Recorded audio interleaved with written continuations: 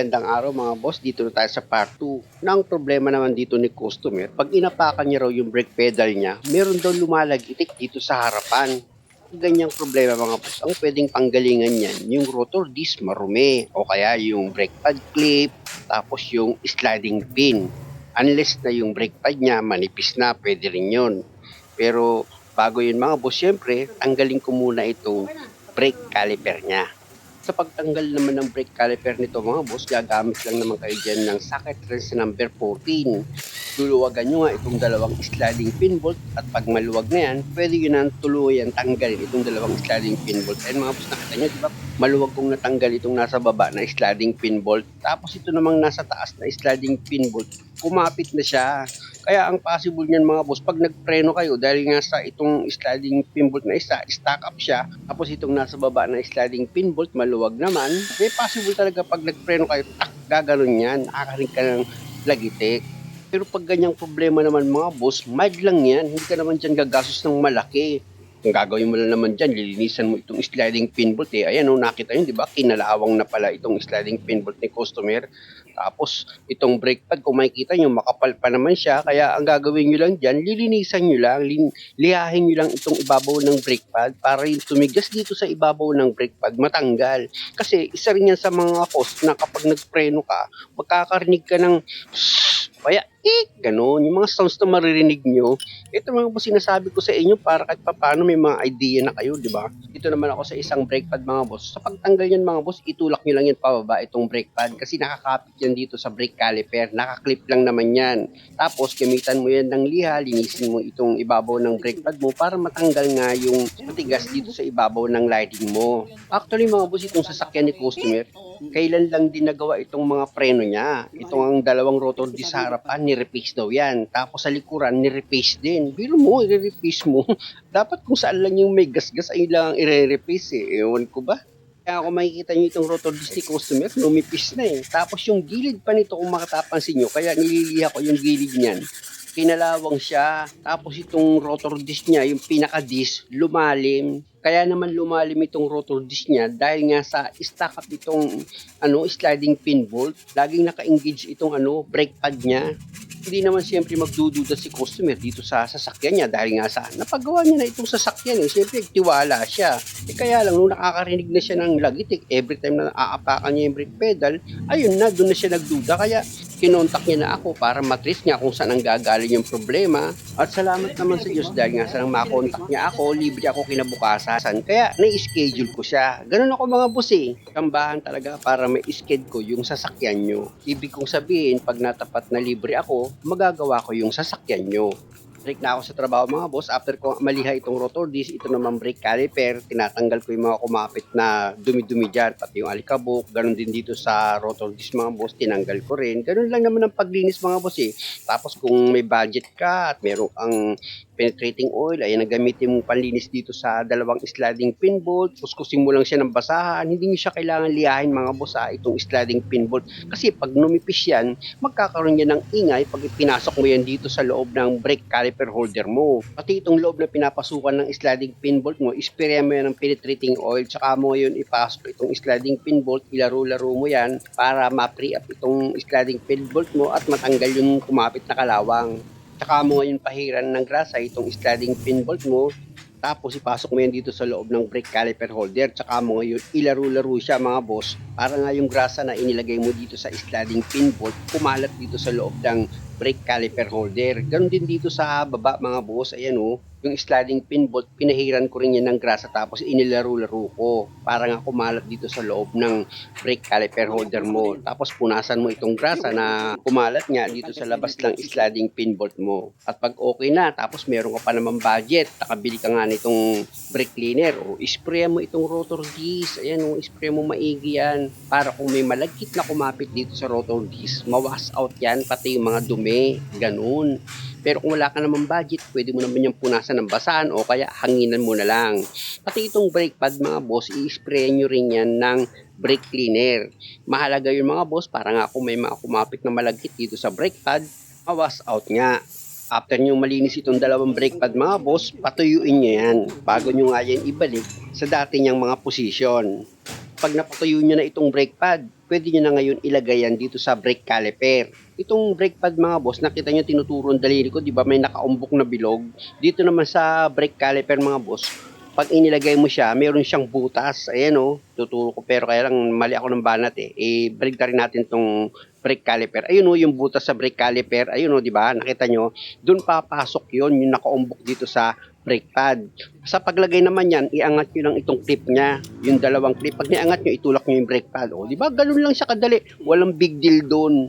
Tapos ito namang pangalawang brake pad, pag inilagay nyo yan dito sa brake caliper holder, meron namang guide. Kaya itatapat nyo lang yan, tapos itulak nyo na itong brake pad nyo. O, di ba? Salpak na siya.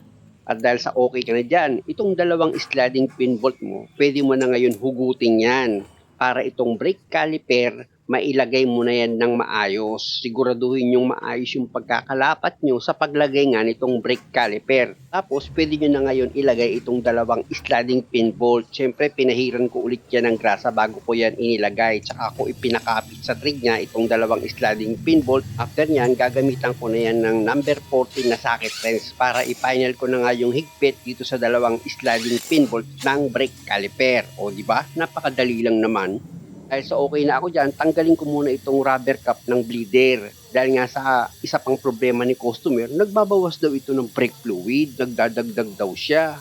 E nung chinek up ko naman itong brake caliper niya, wala namang basa ng fluid. Kaya ang gagawin ko dyan mga boss, i-bleed ko na lang muna itong brake caliper ni customer. Siyempre dapat naka-start yung makina pag blinig nyo yan, ano? Bomba, bomba. Tapos pag nagpirme mga boss, dapat nakadiin sa brake pedal bago mo luwagan yung bleeder. Perme, yun mo lang.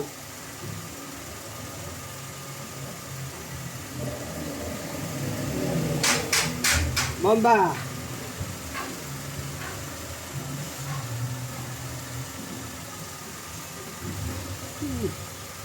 Perme. Ayos na. At dahil nga sa buo na yung fluid na lumalabas dito sa bleeder niya, tapos malinis na rin siya. Okay na mga boss, ilagay niya na itong rubber cap niya, tapos pwede niyo nang ilagay yung gulong. Sa nakita kong problema nitong sasakyan, na ang pinanggagalingan ng lagitik nito kapag inaapakan yung brake pedal, yung stack up na sliding pin. Kasi yung isa maluwag sa taas, nakita niyo naman yung sliding pin bolt, stack up siya. Pero hindi pa rin natatapos mga boss. Marami pa kasi pwedeng panggalingan ng lagitik. Kaya ipapakita ko sa inyo yung sa kabilang side kung paano ko gagawin. Kasi nga pwede rin panggalingan yung brake pad clip nito. Na pag inapakan mo nga yung brake pedal, magkakaroon siya ng lagitik. Yung lagitik mga boss, pag inapakan mo ba yung brake pedal mo, makakarinig ka ng ganitong tunog. Ganon. Pero pag ang narinig yung tunog, sabay-sabay o sunod-sunod, yung para bang ganitong taka-taka-tak, taka-tak, taka-tak, tak-tak, taka-tak. Baka naman sa sounds nyo na yun. Kapit ko na nga itong camera. Bumanat na naman itong si Dirt Mechanic eh. Baka mamaya makapirate pa ako dyan. Ipaliko ko na nga itong manibela ni customer. Tapos gamit itong socket wrench ko number 14. Luwagan ko itong dalawang sliding pin bolt dito sa brake caliper. Pag maluwag nila mga boss, siyempre gaya ng dati, ayan. Diba? Sa itsura pa lang kasi mga boss nung niluluwagan ko, talagang medyo maskip na siya eh. Kaya sa pakiramdam ko, ganun din ito sa kabilang side na sliding pin bolt. May problema din dito. Ayan kita nyo, kinakalawang talaga siya Tapos dito naman sa ibabaw mga boss, so far, hindi naman siya masyadong stack up. Kumbaga alalay lang, di ba? Pero ganun pa rin eh. Pag ganyan mga boss, talagang kailangan nyo dyan, linisan lang. Walang masyado kayong gastusin pag ganyan. Kaya kung ako sa inyo, kayo na gumawa ng sasakyan nyo, alam nyo naman. Di ba? Mamaya, ilang ang problema ng sasakyan nyo, tapos kung ano-ano pa ituturong ibang sira para mapalaki lang yung babayaran nyo sa kanya. O sasabihin nyo naman, naninira, lumang tugtogi na yan. Alam nyo, kung hindi nyo naman talaga ginagawa, hindi kayo defensive. Kita nyo yung ibang mekanikong nagko-comment sa akin. Sabi nila, pangit yung nilalamangan mo yung customer, tapos yung kikitain mo, ipapakain mo sa pamilya mo, masama yun, di ba? May katwiran din yung ibang mekaniko matitino. Pero itong mga nagko-comment sa akin ng mekaniko na naninira daw ako, halatang sila yung gumagawa ng masama Balik na ako sa trabaho mga boss, pansinin nyo itong rotor disc ni customer, di ba? Numipis na siya, nasobrahan sa repis Nagtaka nga ako mga boss isa lang daw yung nagkaroon ng gas-gas. Pero sabi ni customer, 4 daw yung nirekomenda sa kanya na i-replace. Pero nyo, di ang gastos nun, tapos di nagtagal, nagkaroon na ng ingay. Natakot na nga daw si customer na ibalik pa ito dun sa gumawa dahil nga sa baka mamaya i-repaste na naman. Alam niyo mga boss, kung regular kayong nanonood sa mga video ko, karamihan sa mga rotor disc na mga ginagawa ko kahit may gas-gas na, hindi ko yan basta-basta pinare-repaste. Nagtsatsagaan kong liyahin yan kung makukuha pa para yung brake pad hindi siya magasgas. Tigit sa lahat, para hindi na magastusan yung customer. Alam niyo yung gumagawa naman kapag marunong ka talaga, hindi mo naman kailangan palit agad ng pyesa, hindi mo naman kailangan magpalit ng mamahaling pyesa. Kung talagang marunong ka, kung may diskarte ka ng mekaniko, hindi yung isang buo agad ang palitan, hindi ganun. Marami tayong mga repair kit yan na mabibili. Pwede kang makabili ng repair kit para sa brake caliper, pwede kang makabili ng wheel cap para sa likuran na preno mo, hindi yung bibili ka agad ng isang assembly. Nako, kawawa ang customer sa'yo pag ganun, puro gastos ang inabot niya. Nakita niyo yung ginawa kong sasakyan, yung nakaraang buwan lang ba yun na expander? Ang estimate sa kanya na magagastos 30,000. Kaya nung nagpagawa sa akin, dala niyang pera, 30,000 din eh. Aba, nung nagawa ko na yung sasakyan niya, alam niyo kung magkano ginastos niya? Sa pyesa na binili niya, 900 pesos. May mga ginawa pa naman akong iba, gaya nung sa steering rack niya na ang problema niya, malakas yung lagutok pag lumiliko. Nasolve ko yung problema na yun. Sa sobrang tuwa niya nga, binigyan niya ako ng 5,000 eh. O biro niyo, bali 5,900 lang yung nagastos ni customer. I-compare mo dun sa lagi niya daw na budget na 30,000 pababa ang nagagastos niya tuwing nagpapagawa siya ng sasakyan. Huwag kayong mag-alala dahil may video naman ako niya na magpapatunay. Balik na nga ako dito sa paggawa ko ng preno ni customer. Same procedure lang naman ng ginawa ko mga boss. Itong sliding pin, nilinis ko rin siya. Tapos nilagyan ko siya ng grasa. Ganon din yung brake pad mga boss, nilinis ko rin yun. Nakita nyo naman, di ba? Pati itong brake caliper, chinek ko yan. Wala akong nakitang tagas ng brake fluid. Kaya ang gagawin ko dito mga boss, after ko magawa itong harapan ng preno ni customer, sa likod naman ako pupunta. Pwede kasing nandun yung tagas ng brake fluid kung meron man. Pero kung wala, pwedeng lumabas lang yung piston nito kaya nagbawas siya ng brake fluid dito sa reservoir. Pero bago ako pumunta sa likurang preno, i-bleed ko muna itong brake caliper ni customer. Gaya nga na sinabi ko mga boss, dapat naka-start yung makina pag nag-bleed kayo.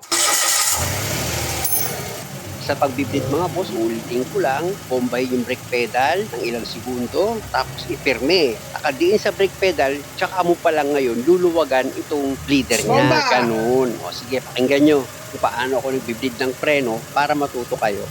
Perme, din mo lang. Bomba! Perme! Bomba!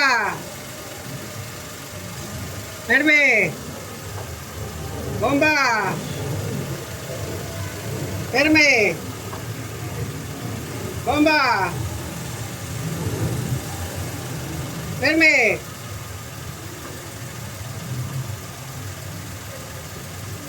Nakita nyo, buo na yung fluid na lumalabas. Kaya pwede nyo na ngayon i-panel yung higpit dito sa bleeder niya. Pati yung cap niya mga boss, wag nyo kalimutang ibalik. Alam nyo mga boss, itong ginagawa ko, kung tutuusin, simpleng problema lang yan eh.